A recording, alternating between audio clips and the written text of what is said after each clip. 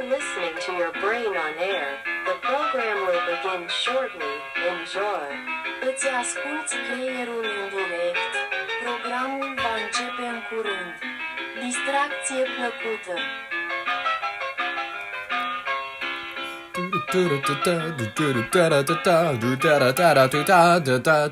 Good afternoon, ladies and gentlemen. Welcome back to Your Brain on Air. I'm your host, Ollie Vogt Larson, and it is Happy Fun Fact Friday. And, we're going to start it off with a fun fact. 1 in 20 deaths in Canada now are caused by their government-assisted suicide program. This government program, if you don't know, has been touted by countries that practice it as a humane way for the chronically ill or old to pass away peacefully on their own terms, legally. You know what I mean? You're not going to Kurt Cobain yourself, you're not going to stick a gun in your mouth, and you're not going to have your family find you in a bathroom. However, what they often neglect to tell you is that they classify incurable depression or intolerable emotional pain as reasons to kill yourself. It's not just a woman with cancer, it's not just your grandma who's 110 or anything. By the end of 2024, 1 year after this program begun, 76,475 Canadians have died through this program, assisted suicide, or the MAID program. MAID. And hey, why don't we get a little more fun and we view the racial statistics around it? Because want to take a wild guess at who's doing this the most? Guess what, folks? It ain't the brown or the black people. The vast majority of the users of the government-assisted suicide program is white. Actually, 95.6 last year, slightly lower than the than 2023's 95.8%. So a 0.2% drop, guys. That's really going back to that's making it balance out. You know what I mean? Crazy, right? It's almost as though they believe themselves and others of their race to be brutalistic, oppressive by nature, and instead of inflicting their whiteness on the new multicolored world, they'd rather stick themselves in a tube and go to sleep. It's proven that doctors are encouraging people in Canada to do this who are impoverished, people who think they'll never climb out of debt. They are validated for suicide by virtue of simply being in too deep, by their words. Let's look at this brief clip, ladies and gentlemen, to start off our Friday with some good vibes. Let's do it. Go.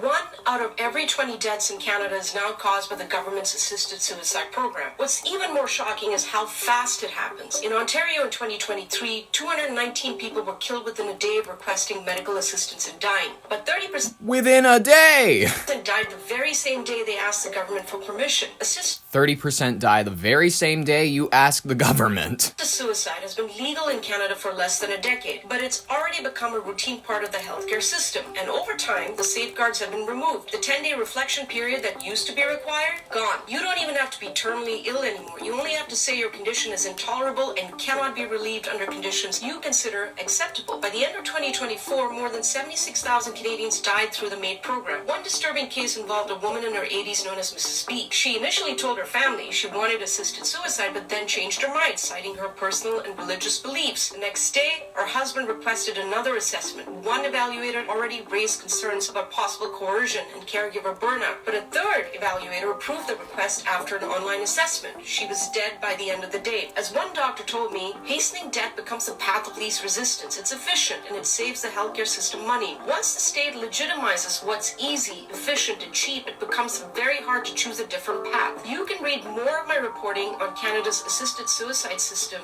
in the free press at thefp.com. Recommend that you do, ladies and gentlemen. The Free Press, I understand Barry Weiss, Big J, but I have no issue with what she's doing when it comes to trying to put out a little more voices. You know what I mean? Even if they might, sound a little controversial. Might be controversial to point at a government-assisted suicide program and say maybe that's not a great idea. Maybe once you start to say that suicide is moral, because once you allow something by law, you're saying it's moral, what I don't know that it's a great idea to be giving people the moral slip to say that it's perfectly fine to avail yourself of the mortal world. I don't know. It's almost as though the government is perfectly fine with the idea of its citizens believing that they have no future. Ladies and gentlemen, I hope that America doesn't begin doing this bullshit. I really hope that we keep this out of our country. And if you want it in your state, I'm all for localism. I'm all for localism. I don't want certain states bringing back slavery, but hey, what am I going to do about what Tennessee wants to do, ladies and gentlemen? It sucks. We have the 14th Amendment for that.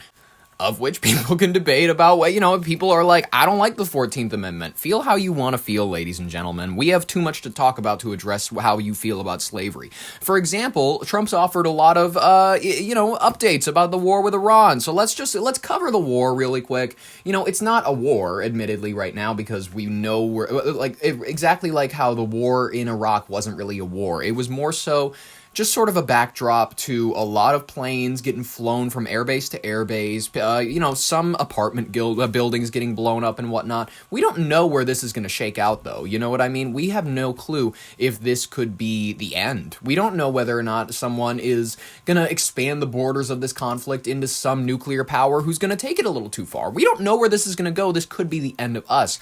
I'm not saying to panic. I'm not saying that it is the end of us. I doubt that this will be the end of us. I think it's going to take something bigger to take us all out. But ladies and gentlemen, enough dilly-dallying. Let's just get into the first story. Go. President Donald Trump provided significant updates on the region, the Middle East, the ongoing U.S.-led war with Iran, in partnership with Israel, of course, via a post on Truth Social earlier today. Very cool, March 6th. Amid the conflict entering its 7th day, in his statement, Trump declared, quote, "There will be no deal with Iran except unconditional surrender." After that, and the selection of a great and acceptable leader or leaders, we and many of our wonderful and brave allies and partners will work tirelessly to bring Iran back from the brink of destruction, making it economically bigger, better, and stronger than ever before. This is marking hardening of the U.S. position, ruling out negotiations short of full capitulation from Tehran. Trump has repeatedly emphasized that the campaign known as Operation Epic Fury is progressing, quote, ahead of schedule, with massive destruction of Iran's military infrastructure. Interessante. Let's hear a little bit of his press statement. He had Messi. Messi was at the White House for some reason. Why? I don't know. Breaking news. President Trump right now speaking live from the White House about Iran. Take a listen.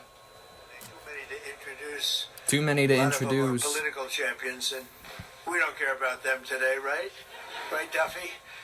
But we have most just get to it. Wonderful people that love our country.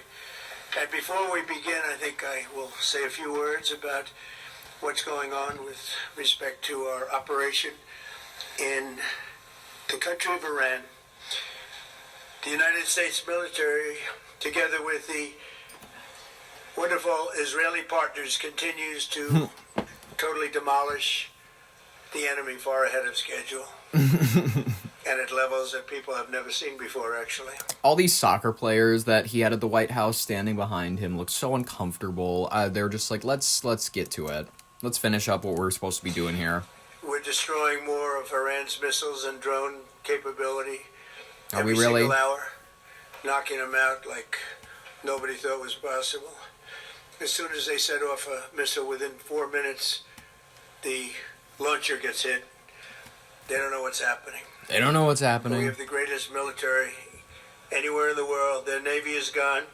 24 ships in 3 days. That's a lot of ships. That's a lot of ships. Their anti-aircraft weapons are... Okay, whatever. He's gonna rant for a while. Let's just say it. Iran...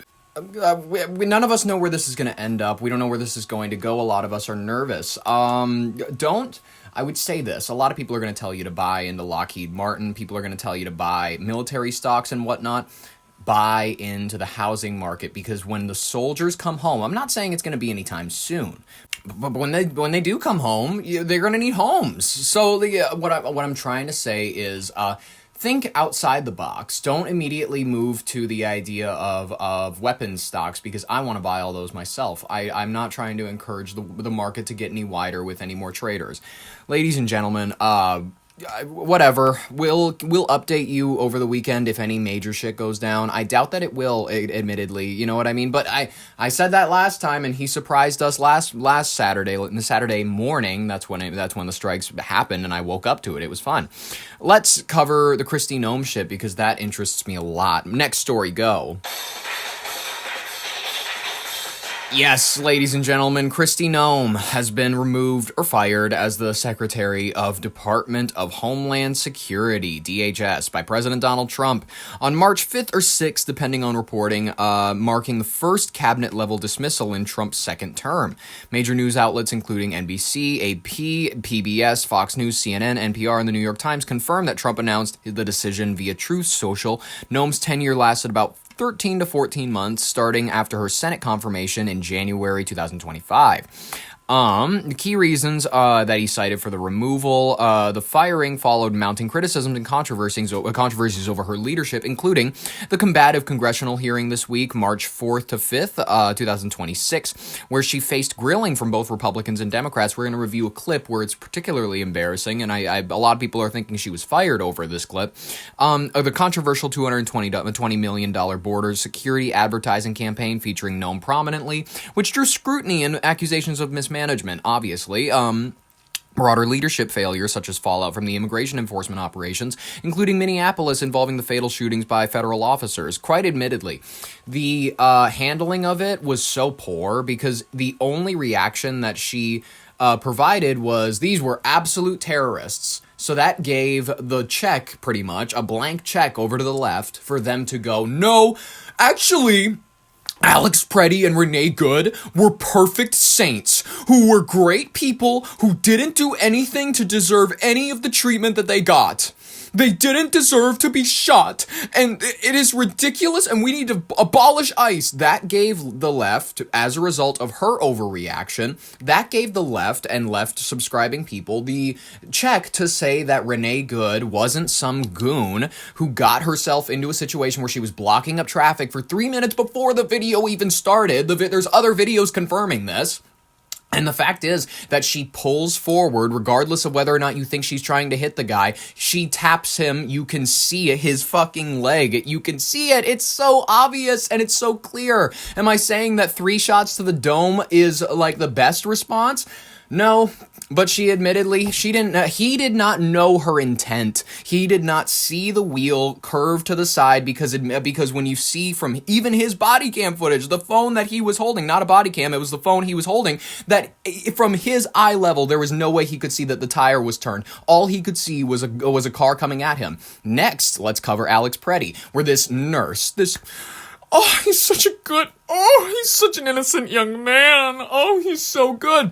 Why did he shove that woman out of the hands of a DHS agent? Why did he involve himself physically in an arrest? And why? Oh, he was saving her! He was saving her! He was a dumbass. He was a stupid piece of shit who admittedly maybe was just a little too fired up that day and got himself shot. Got himself killed. Am I saying I'm happy that it happened? No. But am I shocked that it happened? Absolutely not. And the people who are pretending that they're surprised that this sort of thing happens, the people who are pretending that it's like,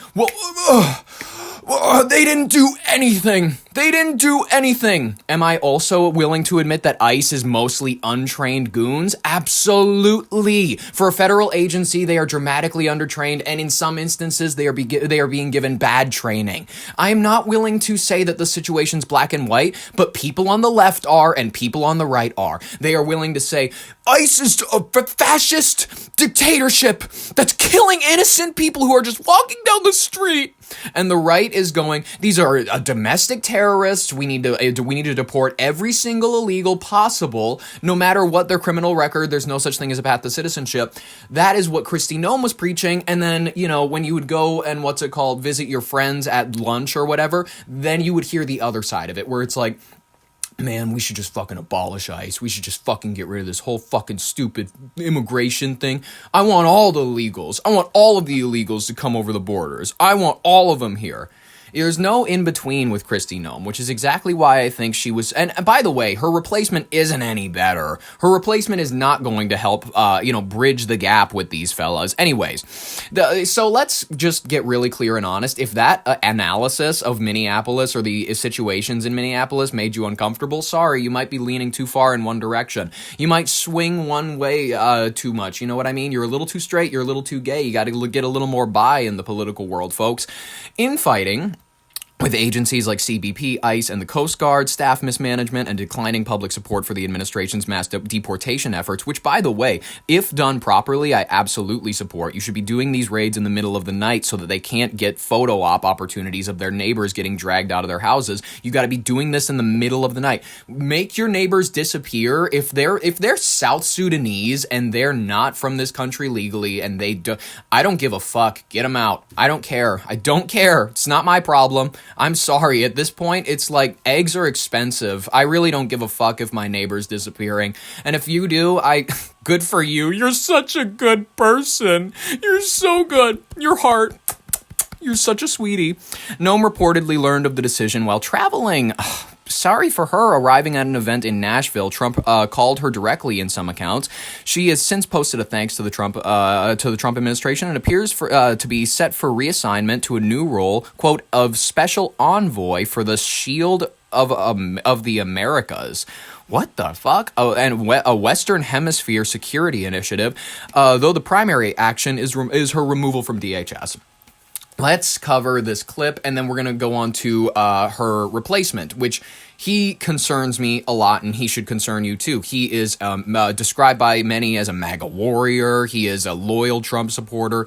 He tried to fight a guy over some shit. He's really mentally unhinged. I don't think that he is crazy. You guys thought that Kristi Noem's crazy. You think anybody in his administration's crazy right now? This guy's a fucking nut. And I'm going to play you a clip that proves it. Anyways, this is the moment that Kristi Noem's Senate hearing that likely got her fired. It's a confrontation with Senator John Kennedy. You can never, right or left, you have to like Senator John Kennedy. He is one of the funniest senators on the Senate floor. Most of these people have no riz, no aura. He has both.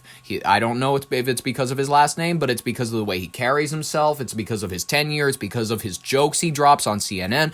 You have to like Senator John Kennedy, and she riles him up. She riles him up, and she gets him angry. Let's go. How do you square that concern for waste, which I share, with the fact that you have spent $220 million running television advertisements that feature you prominently? Sir, the president tasked me with getting the message out to the country and to other countries where we were seeing the invasion come. I didn't get this lip filler for nothing. I want to look good on TV. With putting commercials out that told them that if they were in this country illegally, that they needed to leave, or we would detain them and remove them, and they'd not get the chance to come back to America the right way. That has been extremely effective. Ask you to run these advertisements, is that right? We had that conversation, yes, before I was put in this position and sworn in and confirmed, and since then as well. Okay. Did you bid out those service contracts? Yes, they did. They went out to a competitive bid, and career officials at the department chose who would do those advertising commercials. And the people that you ended up picking were people who had formerly done your political work back in South Dakota, is that right? No, that's not correct, sir.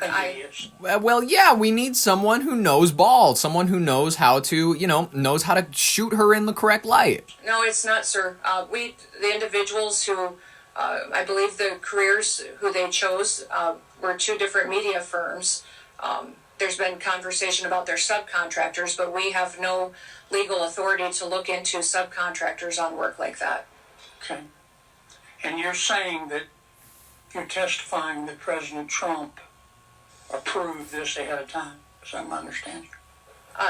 We had conversations about making sure that we were telling people... No, ma'am. I'm asking you, sorry to interrupt, but the president approved ahead of time you spending $220 million running TV ads across the country in which you are featured prominently. Yes, sir. We went through the legal processes, did it correctly, Did the president worked with know you were going to do OMB. this? Yes. He did? Mm-hmm. Yes. Okay. And one thing, Senator, I think would be helpful to know is how effective that communications has been. That they were overwhelmingly... effective in your name recognition. I personally just I mean, to me, it puts the president in a terribly awkward spot. Terribly awkward. And and I'm not saying you're not telling the truth. It's just hard for me to believe. You know, I mean, the president, as I do, that you said, Mr. President, here's some ads I've cut, and I'm going to spend $220 million running them, that he would have agreed to that. I don't think Russ Vogt at OMB would have agreed to that. It's something we have to defend. I'm on the Appropriations Committee. My research shows that you did not bid them out, that you picked, in fact, one of the people you picked, the strategy group, Safe America Media was a company formed 11 days before you picked them, and that the strategy group got most of the money, and the head of that is married to your former spokesperson. Look, we all have friends who are qualified. I'm not quibbling with that. It troubles me. A fifth to a quarter of $1 billion of taxpayer money when we're scratching for every penny and we're fighting over rescission packages.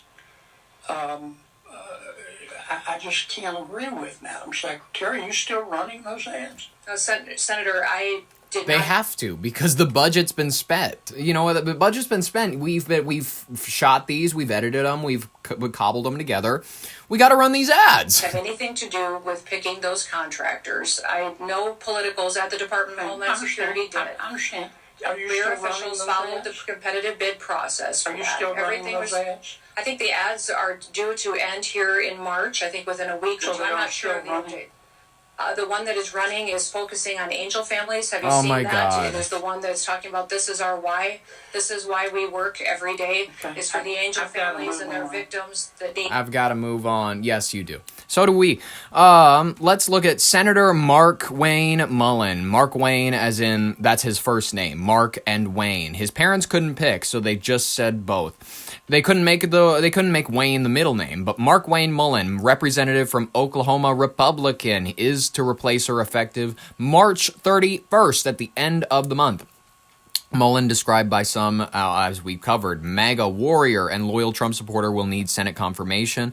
He has expressed his readiness for the process to move quickly. This development has sparked reactions across the spectrum, from criticism of Noem's tenure to speculation about the further administration changes. Prediction markets, like Kalshi, as we've seen, had increasingly priced her exit in recent weeks based on controversies. Let's look at this clip from 2023, Senator Markwayne Mullin challenging a Teamsters president to a fight during a hearing. Now, let's talk about Mr. O'Brien himself, his behavior. As everybody knows in this hearing, the last time him and I kind of had a back and forth. Appreciate your demeanor today. It's quite different. But after you left here, you got pretty excited about the keyboard. In fact, you tweeted at me 1, 2, 3, 4, 5 times. And let me read what the last one said. It said, greedy CEO who pretends like he's self-made. Sir, I wish you was in the truck with me when I was building my plumbing company. Myself and my wife was running the office because I sure remember working pretty hard and long after. Why is he... I already don't like this. He's like, you tweeted at me that I'm not self-made. How fucking, like, you really? So your personal qualms are so rough and tough that you got to bring it up during a committee hearing. I don't I already am getting the sense that he's emotionally fragile. I can already get that sense where he builds up his body, he builds up his outwardly masculine appearance, his Kratos beard and shit like that, so that people will not question that he is a dude, he's a man, he is not questionable. And obviously we're about to see the Kratos, we're about to see the God of War. Go. Pretends like he's self-made. What a clown. Fraud. Always has been, always will be. Quit the tough guy act in these Senate hearings. You know where to find me. Any place, any time, cowboy. Sir, this is a time, this is a place. If you want to run your mouth, we can be two consenting adults. We can finish it here. Okay, that's fine. Perfect. You want to do it now? I'd love to do it right now. Well, stand your butt up then. You stand your butt up. Oh, hold it. Big guy. Oh, stop it. Is that your solution, everybody? No, sit down. Sit down. Okay. You're a United States Senator. Sit down. Actively. Okay. Sit down, please. All right. Can I respond? Hold it. Bernie, don't stand in the way. No, I have the He mic. said- I'm sorry. This is Hold what it. he said. You'll have your time. Okay. Can I respond? Oh, no, you can't. No, you This can't. is a hearing. And God knows the American people have enough contempt for Congress. Let's not I don't make like it worse. thugs and You- bullies. You have, And that's you what- have I don't like you, because you Hold just it. described yourself. Hold it. You have the mic. Yeah. You have time. All right. Make your statement. Then let's do this, because I did challenge you, and I accepted your challenge, and you went quiet. No, I didn't go quiet. Hold it. You challenged me to a cage match, acting like a 12-year-old schoolyard bully. Excuse me. Hold it. No, excuse me. I will say exactly. Senator Mullin, I have the mic.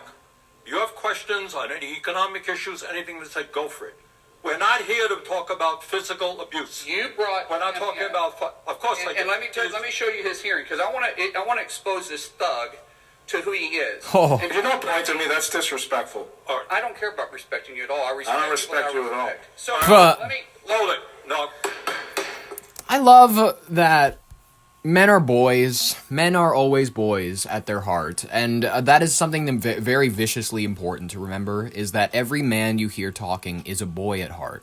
They they wear the suits, they wear the respectable clothes and whatnot, they put on their little glasses, they get their statements ready.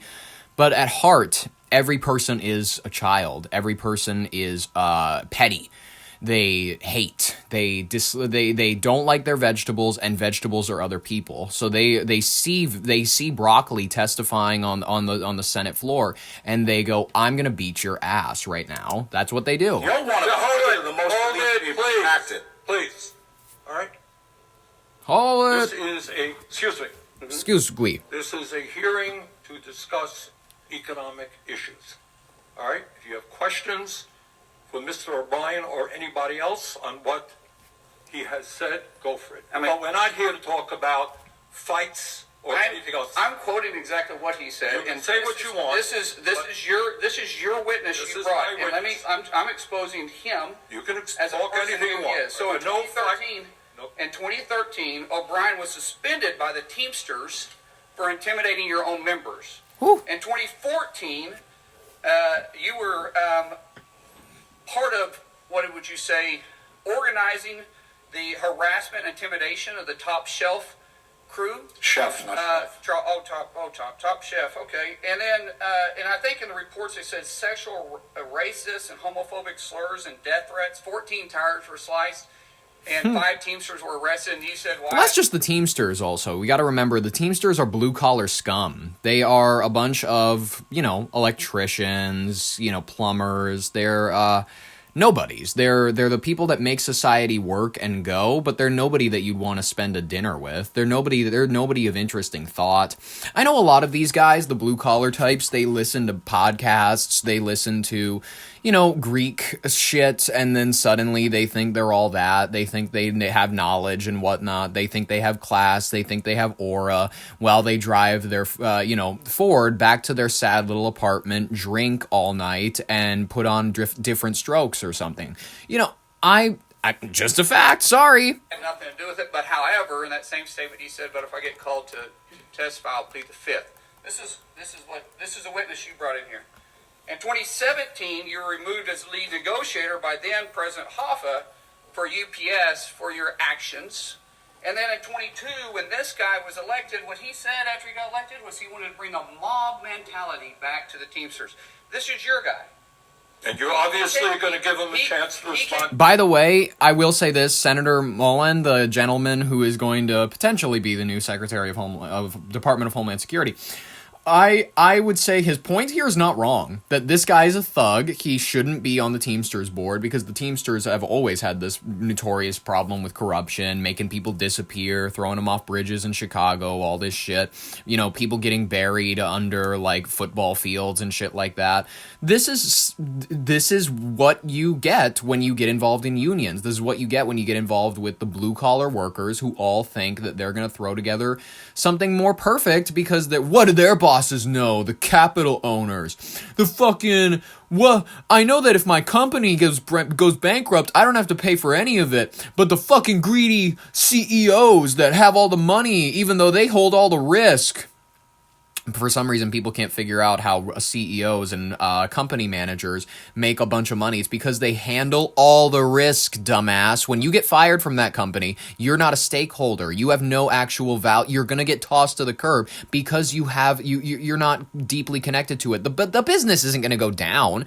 You know what I mean? If the business itself goes bankrupt, you just go find another job. But the people who are stakeholders, the people who make the big decisions, the people who are CEOs, the people who do all the important shit at the top, they're the people who actually will suffer if the company goes down. So people go, why do CEOs, why do managers make so much money? Yeah, idiot, because you're not the one who's funding this whole fucking operation. You're not cutting the checks around here. Shut up. You don't get to say anything, loser. But that's the Teamsters. The Teamsters always have that attitude where they're like, we know better than our bosses. Whatever. Oh, absolutely, because this is my question. Because you called me out. I didn't call you out. Yeah, you did. You said anytime, any place. Yeah, he did. Let's get the record Okay. straight. Miss Hold it, no. Hold on. Senator Mullin, do you have a question for the witness? Yeah. Oh, this is loserish. This is gay. You can go in the description and watch the rest of the clip if you want. It's up to you. It's optional viewing. I'm going to be so honest with you. Ladies and gentlemen, let's jump into the rapid fire section of today's headlines. Why don't we? Why are people in Dubai saying that they feel safe? This is bizarre. Why? Like, I would say if your city really does feel that safe when there are missiles flying towards it, when you need an air defense shield in order to enjoy your Mai Tai at a nice little resort, I would say that your place isn't all that safe, but apparently people in Dubai feel safe during this escalation of the war. Let's look at this clip. Why are Dubai influencers saying they feel safe? When Iranian missiles and drones targeted the UAE, social media was filled with worried influencers turning their cameras to the sky. But then the tone changed. Why? Does this look like a city in chaos to you? One thing that I would say is do not trust Western media. Dubai's Western economy media relies on its reputation as a dream destination. And mandatory licensing rules mean every advertiser or creator based there must hold a valid permit to post promotional content. While no legal action has been taken against anyone so far, the Dubai Media Office criticized misleading, outdated videos and images of past fire incidents that had been posted online. And Dubai police repeated that those posting rumors, misinformation, contradictions to official announcements, or anything causing public panic during times of crisis could face 2 years in prison and a minimum fine of £40,000. One influencer came out to refute accusations that she was paid for her viral video. She said that Dubai does pay her. It pays her in business, safety, connections, and weather. Yeah, because they control the weather down there. They just openly admit it, by the way. People will still look at you like you're nuts if you talk about HARP, if you talk about the weather control programs that genuinely exist. They exist. They've always been here. They're in America. They do it. They admitted in the Middle East that they do it. Ladies and gentlemen, if you're still on the bandwagon of like, no, those people who talk about chemtrails, people who talk about all that stuff, I'm actually the smart one. I'm actually the person who knows what's what because I could never be wrong. That's you. That's you right now. That's you right now if you're not authentically interested in the idea that the government could be manipulating the weather around you. Yeah, that's you. My impression. Influencers tell a story of safety. The wealthy are doing whatever it takes to flee. Some travelers are heading out of Dubai to Oman or Riyadh, where companies are claiming the cost of private jet flights have spiraled into the hundreds of thousands. And one private jet company who posted on social media offering private flights when Dubai's airspace opens said they were inundated by hundreds of requests from people trying to leave the country. I assume they are because things are a little hectic right now over there. It's a constant fireworks show. It's like you live in a Mexican neighborhood. You know what I mean? They're always setting off fireworks. They're always celebrating a birthday or something like that. It's a lot to go to sleep to, but you're gonna have fun. You could have fun. An alert has been issued about a new dangerous and deadly drug hitting the streets. Chicago ABC 7 alerts us. This new drug apparently is 10 times stronger than fentanyl.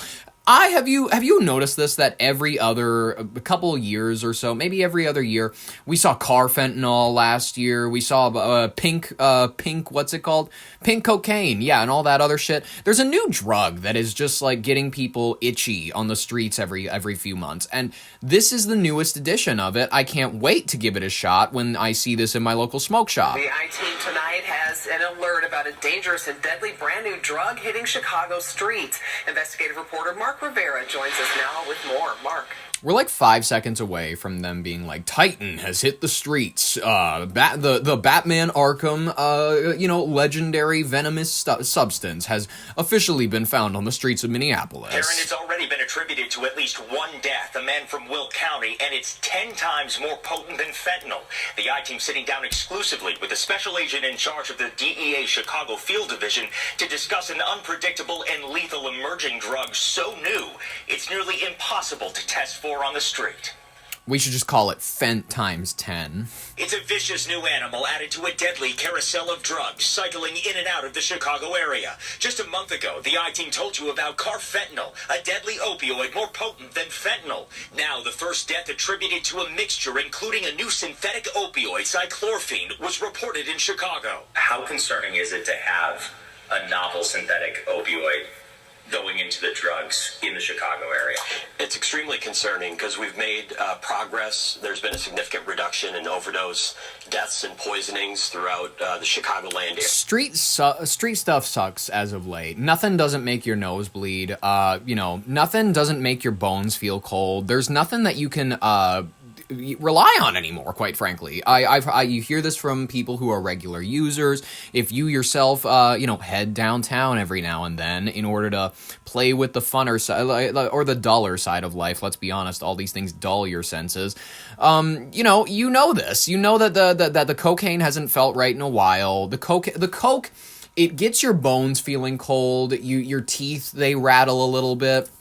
Your nose has that one distinct sort of like, oh my God, I didn't know my nose went this deep, but I can feel it like a bunch of cave divers went through and cleared all the mucus out. It's like, but it has the distinct odor of Bounty, of like a tissue paper. It has like baby powder in it half the time, and you go, I don't think I can make mucus anymore. And then you start to get worried, and then you go to the doctor, and then, or you sit in your apartment all night itching yourself and, watching something to calm down. That's most people's nights, by the way. Have you realized that that's most people's nights these days? There's not a lot that's making people happy. Not many people are having kids. Not many people are having family. Not many people are in a relationship. They don't have a lot going on, so what they do is they get high, drunk, and they sit in their apartment or house and, stare out the peephole. And that's what a lot of people do. Area, and it's concerning that we're seeing this new substance entering the illicit drug supply. Cyclorphine is 10 times more potent than fentanyl, an already deadly drug, making any encounter with it potentially catastrophic. Cyclorphine. I like it. That's a cool new name. Everything has just been fentanyl, or pink cocaine. It's so, it's not scientific. I haven't, back when you used to hear a lot more about methamphetamines, that just sounded cool to say. Now we got cyclorphine. Real danger is they could be a routine drug user, and all of a sudden this more potent synthetic opioid is introduced to their system. Tell me when it starts making it into the carts, and I'll start getting nervous. And could put them into an overdose or poisoning. So far, cyclorphine has been identified 3 times in Illinois, but it's emerging throughout the country with multiple cases in California, Texas, Tennessee, Kentucky, and the East Coast, according to the Center for Forensic Science Research and Education. This one scares me. Laura Fry is executive director of the substance use harm reduction organization Live for Lolly. She says testing street drugs for cyclorphine is a challenge, if not impossible. We have test strips for fentanyl, xylazine, benzodiazepines, medetomidine. They have not developed a test strip for this yet. She met today with the Lake County Opioid Initiative, the team speaking about steps needed to identify cyclorphine in overdose deaths. She and SAC Smith telling the I-Team cartel chemists are working to introduce new drugs into the supply. Who's the first celebrity you think we're going to lose to this? Because Prince, obviously, he was, he had the hip issues. He took pills and whatnot. He thought it was a Vicodin the night that he died and whatnot. And then they found him, outside of an elevator, inside the elevator, excuse me. I'm trying to remember all the details. I saw the corpse picture, his little body, because he was like 5'2", and he'd already entered rigor by that point, so his arms were up at his side and whatnot. He had like a do-rag on. Sometimes people forget that he was black, but like he wasn't ashamed of it or anything like that. He wasn't Michael Jackson wasn't ashamed of it either, but he was ashamed of the vertigo. Is that how you pronounce it? Vertigo? It's not vertigo, but vertigo, the thing where you lose your melanin in your skin. You can't avoid the snow bunnies, so 1,000 lashings and your melanin has been snatched. Did he date white girls? I don't remember. Did Michael Jackson date white girls? Michael Jackson did date and marry white women, including notable relationships with Lisa Marie Presley, married 1994 to 1996. What? I didn't even know that. Debbie Rowe, married 1996 to 1999. As well as reported many romances with Brooke Shields and Tatum O'Neal. Brooke Shields, excuse me. His mother preferred for him to date black women, of course. Reports suggest that he chose partners that he felt would assist his global fame. Interesting. I didn't know that about him. But who's the first celebrity? Who do you think we're going to lose to this jelly roll? Who knows? He's not having a good time as of late because everybody hates him because the one thing that made him appealing was that he was a fat guy, and fat guys are funny, and some people who lose the weight, they don't have personality to make up for it, and he didn't have personality. He was like, I'm a druggie, and I testify in front of Senate, and I had friends that died. You gotta have exchange programs for needles. You gotta help the druggies addiction is a disease. Actually, it sounds like a bunch of bad choices where you make the lives around yourself and the people around you worse. And he's like, no, actually, we should have sympathy for addicts because, they struggle and shit. I don't like him. I never liked him. I thought he was a loser. Progress is made to reduce fentanyl potency and precursors coming to Mexico from China. The cartels are all about making money and capitalizing on people's sickness. The cartel chemists, whether they're CJ&G chemists or Sinaloa cartel chemists, are constantly adapting to look for drugs that are stronger, more potent, and drive addiction. They go, why not? So here's the thing, cyclorphine is an opioid, so overdose reversal treatments like Narcan should work, but there may be more doses needed to revive a user. Wow, they're just trying to drive that addiction. That's... They're just trying to drive that addiction. Yes, they are. Target announces new changes centered around busy families. Very interesting. That's not your target audience. You know who your target audience is? Target. I get it. They forgot about this. Back in the 2010s, it's teenagers that want to have fun on the weekends. It's moms with not very much to do ever. And it's never dads. I'm sorry, dads just don't go there very often. But otherwise, it's that core audience. It's the younger folks looking to have a good time. Maybe young couples that are like, let's go get some new dishes and shit like that. Now, for some odd reason, they think that their target audience is functional families. First of all, how many of those are around these days? Not many. I'm just going to be honest with you. The neighborhoods where they're putting the targets, they're not the family functional neighborhoods. I'm sorry. They're the apartment complexes. Sorry, that's just an easy way to say it. Your family's living in an apartment? Either mom's living on her own right now, dad's living on their own, or it's gonna be that soon. That's just a fact, ladies and gentlemen. But for some reason, no. Target is gonna redefine the family structure. They're gonna bring back families. Let's figure out what their plan is. Go. Retail giant Target is making some big changes in an effort to win back customers and investors. Many of the changes will center around the needs of busy families. That means more fresh groceries and more... Stop. Now you're immediately making no sense. Listen, Target, no, who's going to Target for groceries? You go to Walmart if you're true white trash. Otherwise, you go to Aldi's. Every person's going to Aldi's these days. Ever since Aldi's has come in, they've ruined the market for vegetables or anything like that. For any other store in the area, you might as well fuck a Walgreens. Who's going to Walgreens? You're not getting anything at a Walgreens. You're not, except for you're picking up your pills. So everything is getting more niche. A grocery store is a grocery store. A department store is going to slowly become a thing of the past. I'm going to be honest with you. Big box, I don't know how long that's going to stay around. Baby products. Target is also planning to add a dedicated display for higher-end makeup. They've already been doing that. They've like the Ulta, straight up. You go to the Target in West Fargo, straight up, there is a Target and there's a massive Ulta sitting in there. They've already been doing this. And this is just to pull in the moms who are going to neglect their children, and then their children go run around the store and terrorize everybody else. This is a horrible idea. And a larger array of merchandise for sports fans. Target Oh my, okay, so they're just doing goy slop. They're just like, okay, here's your next serve. You like Green Bay Packers merch? That's what, it's goy slop. It's like, oh, if you're one of those guys that loves talking about the throw line rather than Plato or Marcus Aurelius's meditations, then if you're the real intellectual type, if you like knowing about the NBA, come to Target. This is just, it's absolute goy slop. It's all distractions. It's all like, you gonna check my fantasy team? I got Daquan Mills on my bench, and I got Bingley Dinglis on my quarterback spot. It's losers. Says it will spend about $2 billion to revamp stores. Customers will notice some changes right away, while others will be rolled out in the coming months. All right, you say Target, I say Target. Oh, shut the fuck up. Everybody knows that some people say Target. It's not a French company. What are you even talking about? Anyways, Capitol rioter arrested on assault. Interesting. Assault and battery on metros. Interesting.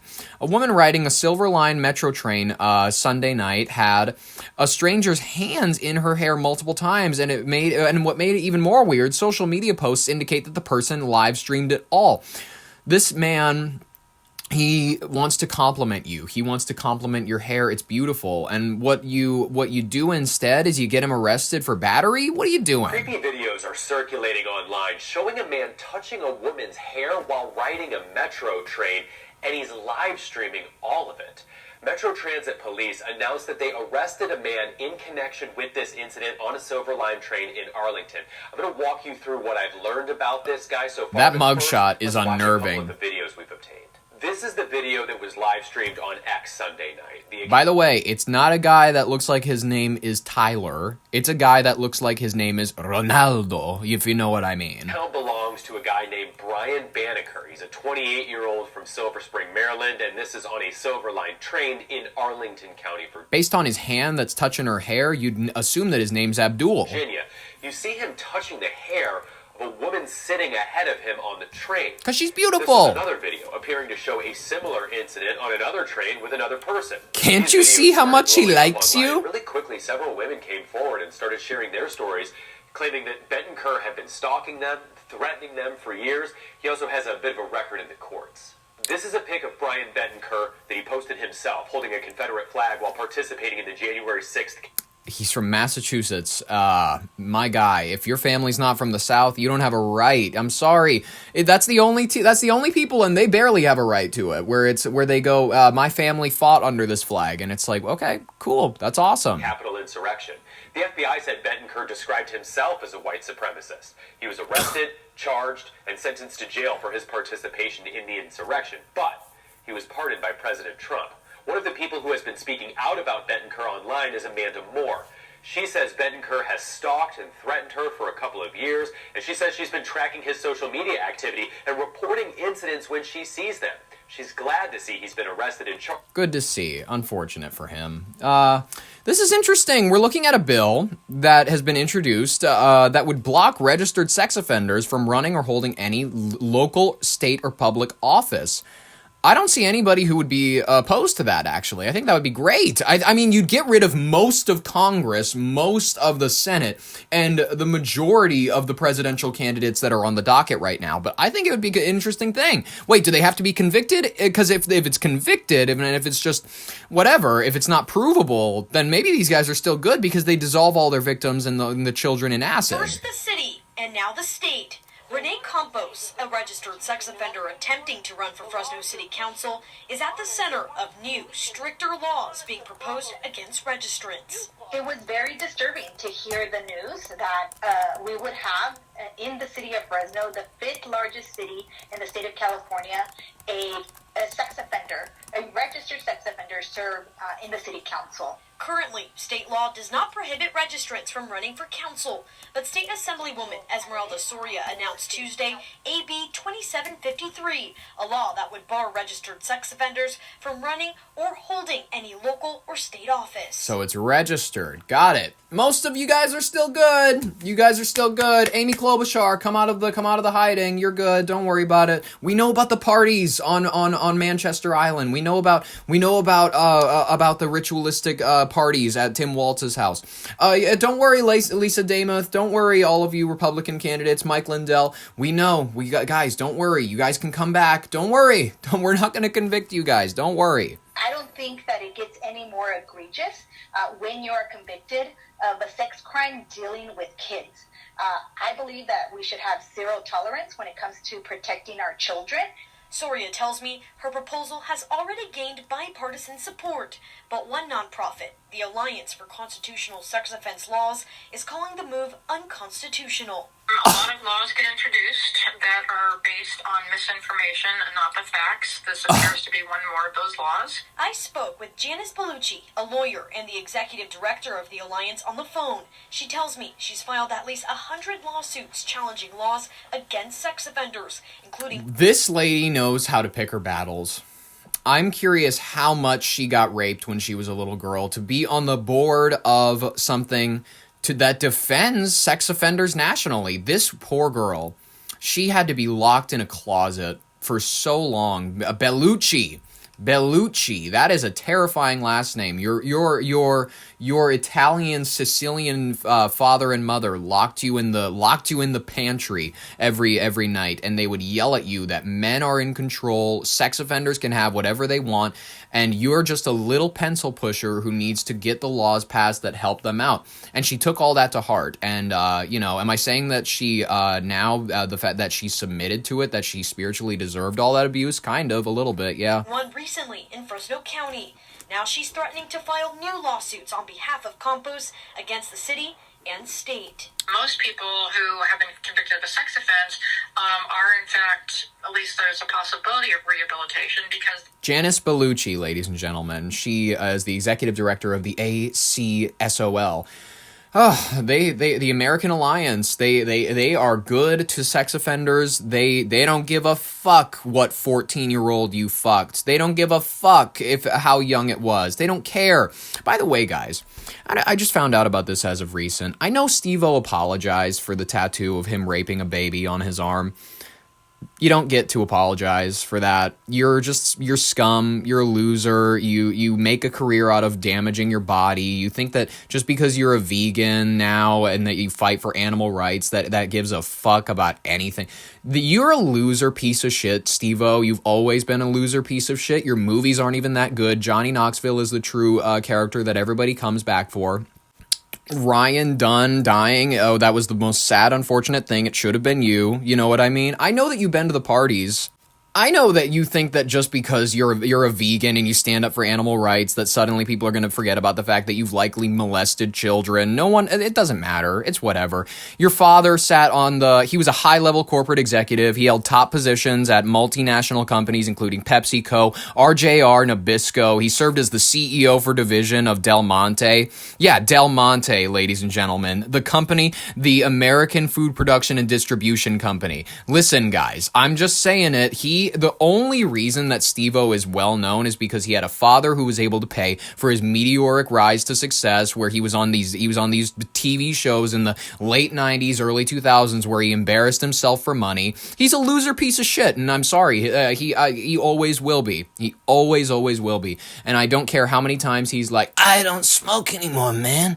I'm just like a great guy. That's... Fuck you, loser piece of shit, whatever. Jackass 4, is it now? Jackass 5 in theaters now, ladies and gentlemen. Maybe, I don't know. As anti-Semitism, apparently anti-Semitism's everywhere, is spreading across America. Jews in Minnesota They're going somewhere that they haven't typically before, the gun range. On this week's episode of Bigger Than Belief, Adam sits down with Lisa Chudnoff, founder of Minnesota's Locks and Loaded chapter, on what's driving the surge. My shooting instructor, Kay at Stock and Barrel, told me, I just got a half a dozen new clients. They're all Jewish. They're very concerned, and they said they've never held guns before. Jews with guns? Owning a gun, they felt there was sort of a stigma to it, and all of a sudden, they want to learn how to shoot. They don't just want to learn how to shoot a gun. They want to know about gun safety. They want to know about safe storage. They want to know about the laws for owning a gun. I'm sure they'd love to know about the laws around owning a gun. They want to know how to protect themselves because people are scared. People are scared. People are really nervous about anti-Semitism. They should be, ladies and gentlemen. It's unfortunate because people are waking up to the scam of Israel. Why are Israelis specifically granted so many goddamn the things that other nationals of other countries are not granted? The dual citizenship laws that they're granted, the protection that they're granted in their country, the non-extradition treaties that they have, the fact that we have this arms deal with them where we have to supply them with everything grander depending on what we've been supplying to our allies. It's transmissible via how much we're supplying everybody else. They're like, you have to give us a substantial high leg up over your allies. It doesn't matter. People are waking up, and I don't have to be the one to say it. Let's cover our last story, folks. It's a Friday, and we're going to end it talking about the perverts that are all over this nation, ladies and gentlemen. A pervy mayor accused of having sex with teen son. What are we even talking about? Start this story, go. A pervy small Louisiana town is reeling as the mayor is accused of having sex with teen son's friend during a drunken pool party. What are we even talking about? The teenage son of a disgraced mayor in Louisiana was overheard screaming that his mom, quote, effed his best friend after a drunken pool party where she allegedly had sex with a 16-year-old boy, according to reports. Okay, by the way, they made a movie about this. Isn't it called Daddy's Boy? Or no, it's like That's My Daddy. That's My Daddy. That's My Boy. That's My Boy. Yes. Yes, they already made a movie about this where the adult woman had sex with the young boy and everybody just cheered him on because they were like, "Hey, good for you." Because for some odd reason, sexual assault when it's the other way around, when it's not a man being creepy, when it's adult woman being creepy, then it's not that bad because women obviously are not capable of raping. Everybody knows that. That's just a fact of life. The wild alleged confrontation comes as damning witness testimony and new evidence continues to emerge in the trial of Misty Roberts. Misty Roberts, what an appropriate name. The 43-year-old former mayor of DeRidder was found guilty late Tuesday on felony charges of carnal knowledge of a juvenile and indecent behavior with a minor. Conviction allows a high-profile seven-day trial that concludes the 7-day trial that detailed in a July 2024 pool party at Roberts' home where she was accused of sexually assaulting a 16-year-old boy while they were both heavily intoxicated. Fuck. Details have emerged during testimony that were particularly harrowing for the community. The victim, who was a friend of Roberts' teenage son, testified that despite becoming physically ill from alcohol, the then mayor flirted with him by the pool before taking him upstairs. The prosecution's case was bolstered by bombshell evidence, including testimony from a delivery driver who brought emergency contraceptives to the home afterward. Oh man. So that's why we didn't get a movie about this, where she ends up giving birth to the baby, and then he gets it a tattoo because he's some dumb 12-year-old. And records of Roberts texting her own children, lie till you die, about what they had seen that night. Fuck. I mean, ladies and gentlemen, this is your teacher. This is your children's teachers.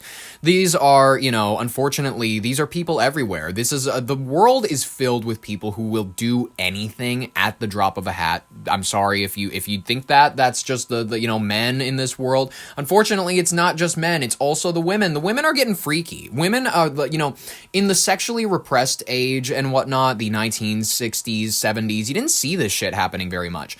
Once fourth wave feminism came along, when it was like, hey, not only should women go to work, not only should women do all these sorts of things, women should behave like men. They should be boss girls. They should get out there and they should do all the shit that men do. And when certain women heard that, they heard, oh, men rape. I should go out and rape. And that's, for some odd reason, the message that many of them got. This is not the only case. Go. The Gatos Mother, accused of throwing sex parties for underage teens, has been found guilty on dozens of charges. The Los Gatos Mother. This woman had sex parties for teens, where apparently she supplied alcohol. She would have them have sex in different rooms. And she didn't even do it. She didn't even do it this time. She didn't even have the sex. She just liked to watch sometimes. And then when there was one instance where one girl apparently was like, I'm going to tell somebody, and she threatened them or something. Some bitches be crazy, and that's perfectly fine. And by the way, it's not just women. We're going to cover a case about a man here pretty quick, but I'll let you get the skinny on this lady. C7 Eyewitness News South Bay reporter Dustin Dorsey was in court and is live to break down the conviction. Dustin. Dan, yes, the jury's job is now complete after 4 months of deliberation and trial in this case. Shannon O'Connor, ladies and gentlemen, icon of the region. She gave a lot of kids a lot of experiences they'll never forget. It's in the description if you want the rest of it. It's under Los Gatos Mother. Here, we're going to finish up with one final story about a math teacher who likes asking some fun questions. Our other headlines tonight, a math teacher at San Francisco's Lowell High School is being questioned about his methods. Of course it's San Fran. The investigation centers around complaints over potentially inappropriate test questions about girls and weight. And Mrs. Sergio Quintana is in the city. Like what? According to San Francisco Unified Schools, the district is looking into questions math teacher Tom Chan has featured in his tests. The district has not confirmed he is suspended, but students say he is not in class today. Lowell High School seniors Jason Brejeda and Ezra Medad say they were in Mr. Chan's class last year. They both say some of Mr. Chan's test questions did seem odd. I remember specifically seeing one talking about some females and some questions with math. I was like, what math got to do with some females? You know what I mean? Medad says there were also questions referencing fat kids or word problems, calculating how much money to spend on a date with a girl based on her weight. Well, that's actually a great question. Questions at least one parent has reportedly now raised concerns about. Both seniors say Mr. Chan's class is unusual. He has some odd mannerisms to him, but mannerisms. I love it. Ladies and gentlemen, those genuine scholars. Like I said, if you want to see the rest of their testimony, it's in the description. It'll be under Mr. Chan's fun questions. Ladies and gentlemen, thank you so very much. I had such a fun time. This is my fair warning to all of you that there are perverts out there. There's creeps. You need to be aware of them. You need to watch out for them because they could be people that you're dropping your children off with. That's genuine. That's true, and that's honest. I love leaving people with a very fun, true sense of the world. For the rest of their weekend. You guys can mill over this. You guys can do whatever it is you do on Saturday, Sunday, and we will be back at it again Monday with whatever news happened to gather in our little sieve that we put. You know what I mean? And I'll pour out the contents right before you. It'll be like one of those crab boils like white people do where it's just corn, potatoes, and no seasoning. It'll be delicious, ladies and gentlemen. I can't wait for it next week.